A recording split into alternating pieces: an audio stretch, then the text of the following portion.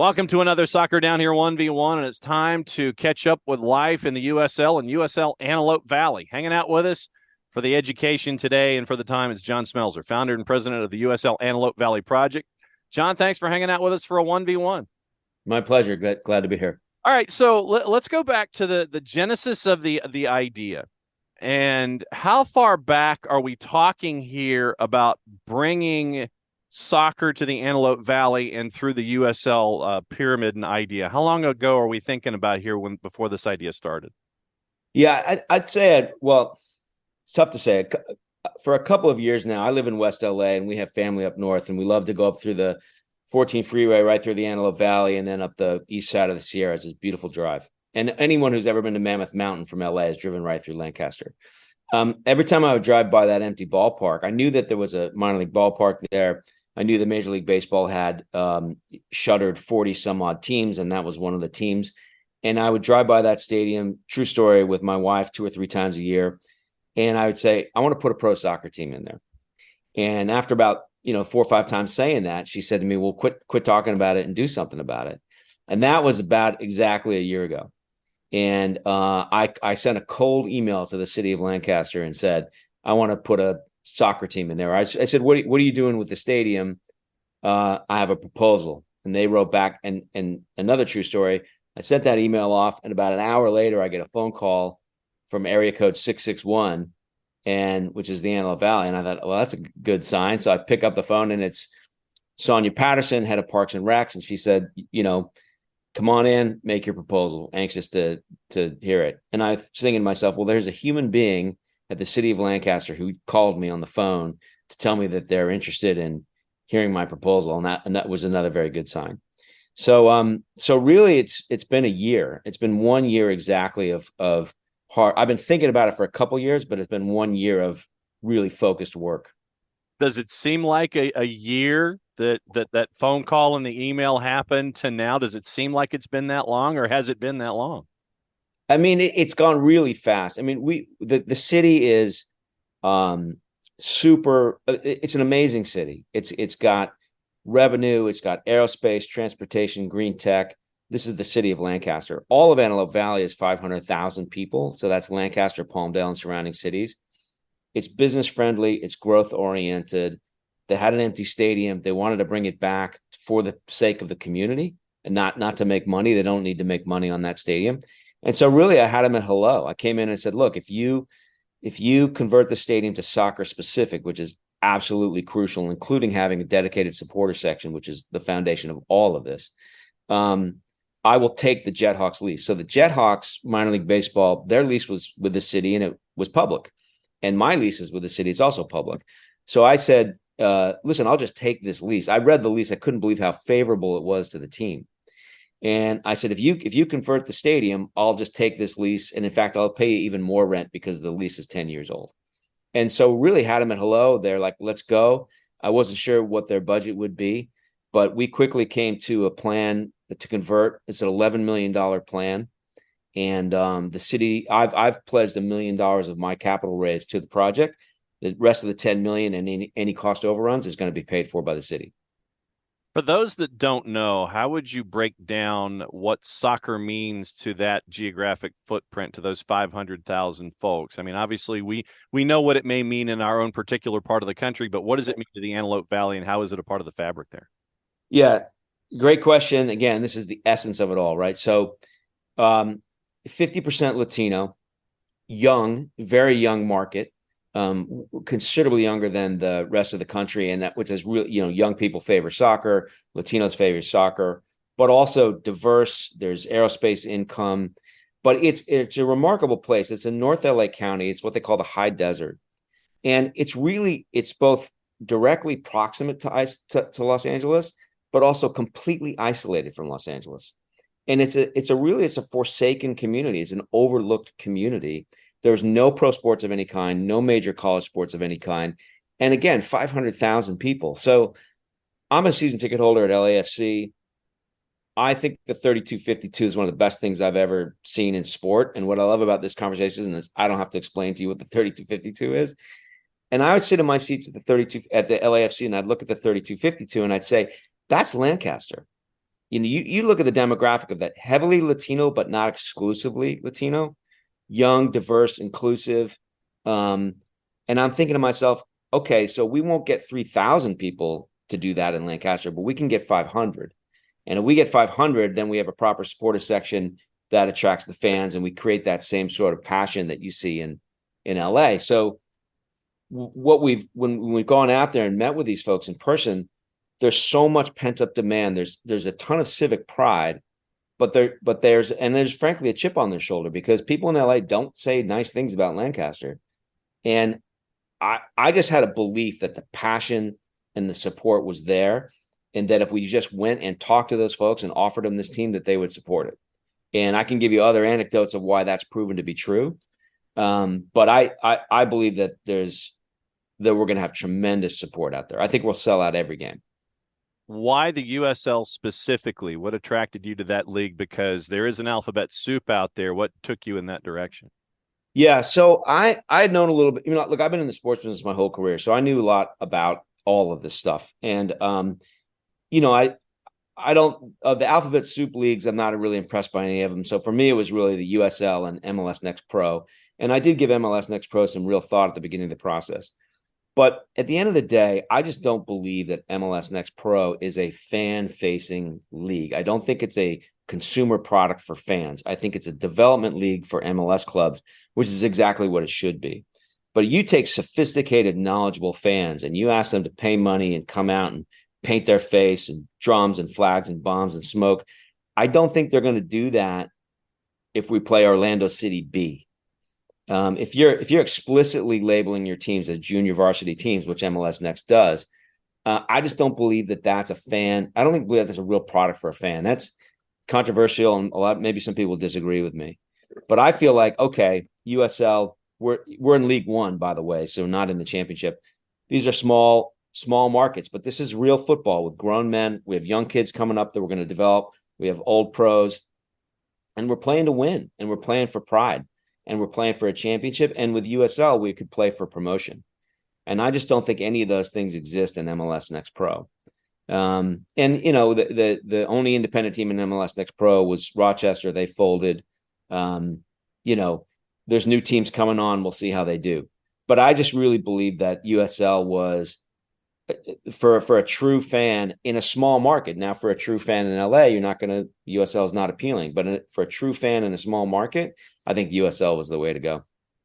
And what's going on in League One is it's twofold. You have these elements of League One where owners are doing the whole building of the stadium, the whole live, work, play thing. You're seeing that in multiple markets that are attached to stadia in USL League One. And they're also trying to work on their geographic hubs. And what you get to do is be a part of that Western hub, because last time I checked, there isn't a direct flight from the Antelope Valley to Statesboro, Georgia. And so you got, you can work with Central Valley. You can get that relationship going there with Jermaine Jones and develop that rivalry there and be a part of that footprint there in the West as they continue to have that Eastern hub and be a part of the development of the Western hub and what you want to do there in the Valley as well. Yeah, absolutely. So totally agree. Because of the unique isolation of the Antelope Valley, I'd like to see them put a team in Long Beach, in San Bernardino, in Bakersfield. The more, the better. We have Santa Barbara and Fresno, but because the travel's a big problem. Travel's a big problem in USL. They know it. If you read the tea leaves with promotion, relegation, what they're calling the USL Open Cup, what I think they're really going for is to regionalize, and I think they really need to do that from a cost perspective, right?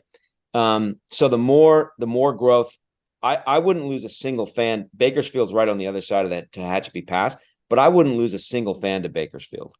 And I want them to have a team. I'm geographically protected by the valley itself and the high desert, so I don't really need to worry about losing fans, but I want more teams, more local rivalries, and less travel cost. The other thing that they're contemplating, everyone talks about Pro Rel, and we can talk about that, but they're also talking about a USL Open Cup where they would actually shave off a certain number of my regular season games in League One and replace them with championship opponents, which would be regional. So I would play Sacramento, Orange County, Monterey, Oakland, Las Vegas. Those games would be on Wednesday nights. So those are big games, big draws. Like City of Lancaster, City of Palmdale, they've never been mentioned in the same sentence as Sacramento, which has an NBA team. But we could play Sacramento in a real competitive match on a Wednesday night in Lancaster, and I can sell tickets to that. But the other thing about USL Open Cup is that it's regional, right? And this is why I say if you read the tea leaves, it's like if they're going to replace those League One games, what I'm going to give up is Statesboro and Lexington and what I get is Sacramento and Oakland, right? So I don't know if you're kind of following what I'm saying, but yeah. I just feel like the more regional games we play, the better. And I think the league agrees with that. And I think that's the direction it's going. Okay. Since you mentioned ProRel, let me go there in the USL framework. If this comes to pass down the line, it has been a topic that has been bandied about the last couple of years. If it comes to pass where you will have some kind of a promotion relegation element in the championship and League One, do you have any concerns whatsoever? Say you put a fantastic product out there on the field, you win USL League One, then you go to USL Championship, which is a different kind of financial commitment than it is to USL League One currently. Do you have any concerns in that window, or are you confident that the economics will work out for you and your partners in the city? And what is your thoughts there? So both is what I would say is the answer. Absolutely, I am concerned, but I have a certain amount of blind faith that the economics will follow. We need ProRel. It's ridiculous, right? I mean, look, I understand the way MLS grew up, and I understand the money, and they're never going to do it, right? A guy writes a check for $500 million for San Diego. He does not want to have to play in Lancaster, which makes me laugh because we win one U.S. Open Cup game and we win a coin toss. That guy has to play me in Lancaster. Pretty funny, right? So they don't want it. They're never going to do it. And but it's good for the game. It's good for the sport. It's good for the fans. It's good for player development. And so I believe that they will do it. I don't think they've really worked out the specifics yet. I think there's a lot of progressive owners in the championship who have more to lose and are still willing to do it because they know it's good for the game. There are some championship owners who are hesitant, to say the least. And yeah, so like, here's another way to look at it. My business model is not dependent on promotion. So I looked at, before I got into Lancaster, I looked at teams in the English Championship. You just got to get promoted. I mean, that's the business model. You cannot make money in the English Championship unless you get promoted. So the good news is that we could spend our whole lives in League One and we would do fine. In fact, I think we would do great. And to your point, we get promoted and suddenly the cost basis goes up, the payroll goes up by 50%. Because that's collective bargaining. So overnight, payroll goes up by 50%. So where's the money for that?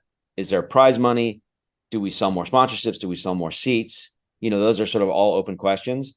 But I feel like if a championship owner who has more to lose is willing to do this, then as a League One principal, I've got to be willing to do it too.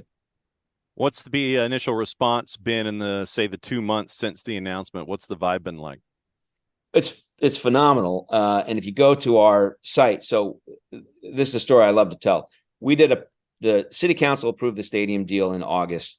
We scheduled a press conference with the city and the USL on October 4th, Wednesday, 10 a.m.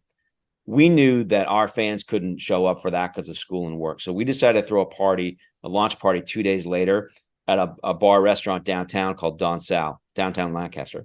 We invited 65 people to that party. And these were the 65 people that we'd met with face-to-face, mostly soccer coaches and players and families and the soccer people up there. So we invited these 65 people, what we call the originals, and we said, invite your friends and family, and we put it on our Instagram page. 3 weeks later, 650 people showed up to the party. 10x, and a fully formed supporters group, the 661, with bombs. There, you can see them behind me right now in the picture. Those are our fans. That's not like somebody else's fans until we get fans. Those are our fans. So smoke bombs, flags, drums, chants, a tifo. They unveiled a tifo inside the restaurant. and I wasn't allowed to see it because it's an independent supporters group. And that video is on our site. You can check it out. That's when we thought, okay, the thesis is correct. The passion is here. And the input we get on our site, thank you so much. The community needs this. We walk down the street up there, cops pull us. So, hey, you're the soccer. They don't pull us over. They pull us aside. Say, hey, you're the soccer guys. We're going to buy tickets. So a lot of gratitude, a lot of appreciation. I think our challenge now is, okay, the soccer community is aware and they're supportive, but we have to go really broad now. We have to get the casual fan, the family that's looking for something to do on a Saturday night. We need to have a very, very broad, we need to have a very, very big tent in order to sell those seats. But I think we'll get there. But early indications couldn't be better. John Smelzer, founder and president of USL Antelope Valley, hanging out with us here for a 1v1 for another couple of minutes as they're heading to USL League One in 2025. I mentioned 2025 because our calendars, wherever they are, they could be on our phone, could be on our fridge, could be the big desk calendar that we have. They're wrapping up 2023 and heading to 2024. I know that there's a to-do list in that office somewhere, and it could be on your phone. You pull the stylus out, you sit there and you write something down. Oh, I've got an idea. You do this, you write it down, you jam the stylus back, put your phone down. Could be, the on the fridge, 2:30 in the morning, you wake up, you're getting the water. Oh, I've got an idea. You write it down, then you wake up the next morning and goes, what was I thinking there? You translate what you're saying. Then you've got the desk calendars, the old school desk calendars like these, you're trying to put ideas on it, could be loose leaf binders. Where is the USL Antelope Valley to-do list? Could be on one of those big 6 foot by 8 foot, dry erase boards with lines and arrows and everything. Where is it? And what do you think the next thing to cross off it is, considering that 2025 season is not as far away as people think it is? Yeah, it's everything. Well, it's in my head. I should write it down. I've got a very small, dedicated staff. They're completely on board. We all know what the marching orders are. I had a friend who did a startup, and he said every Monday we make a list of the 10 things we have to do by the end of the week, or the company will fail, and we do 2 of them, and then the next week we come up with another 10. So it's everything all at once. But the key things are, we've got to get we have the master plan for the stadium, which is really a misnomer because that's really just a sketch. It's an educated sketch. Now we have to do the actual plan, the actual architectural plan. The city's put out the RFP. The funding is in place, but we got to get that plan in place. Got to get the permits issued. Got to get the shovels in the ground, right? And there's time to do all this, but we got to do it. On the marketing side, we're going to release our official name and logo in March, and then we're going to do our season ticket deposit campaign the next day, or maybe the same day. So there's a playbook to run there of how you get. We'll have another big party. It's got to be way bigger than the last one. We'll unveil the logo. We'll do some merch, and then we'll do the season ticket deposit campaign. So then it's all about that season ticket deposit campaign. I think we can get Spokane got to 5,000. I think we can get to 5,000. We get to 5,000 deposits. That's 4,000 season tickets. We sell 1,000 tickets a game on top of that, and we sell out every game. So everything is about that season ticket deposit campaign.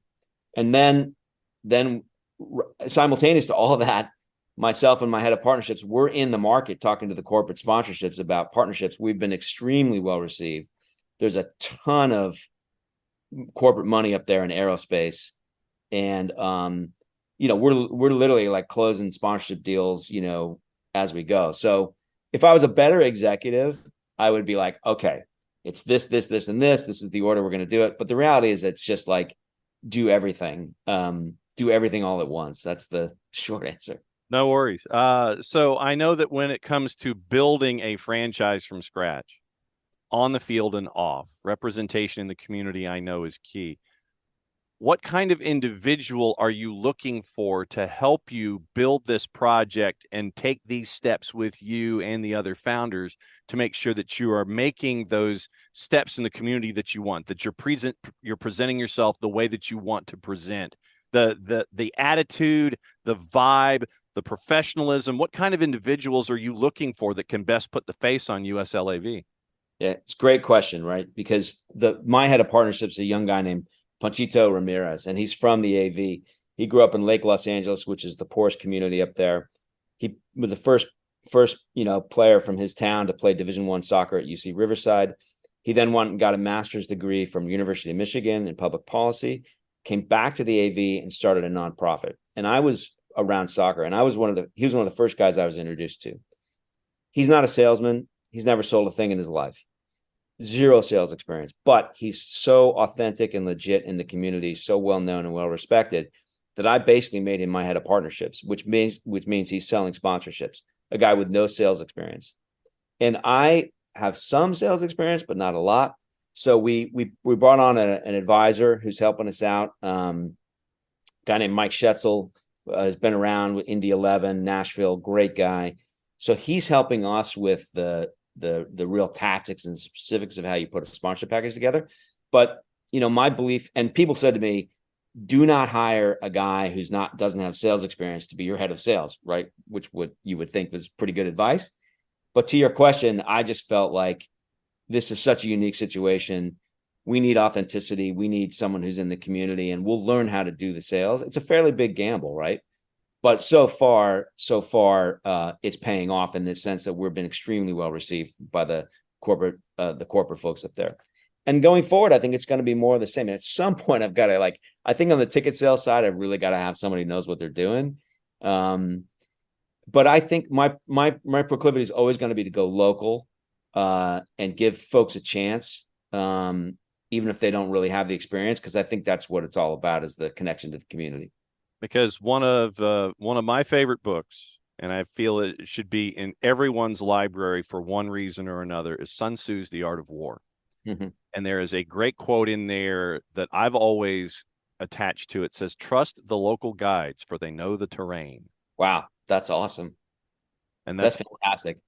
So I've always stuck with that one in every aspect of my being. It's like, look, they know it better than I do. If they're a local, it's like, all right, you tell me what's going on. And so I've always stuck with that. And you mentioning that made that ring true for me when it came to what you guys are doing there in the AV. All right, time to cut the promo. For anybody that wants to keep track of what's going on there with the project as you guys continue to build, and, if you ever want to break any news, you can always come on and break news, whether it's live at 6:00 in the morning, your local time, or we want to do another 1v1. How do they follow what's going on there as you guys are getting ready for launching USL League One? And it's going to be sooner than later for folks. Yeah.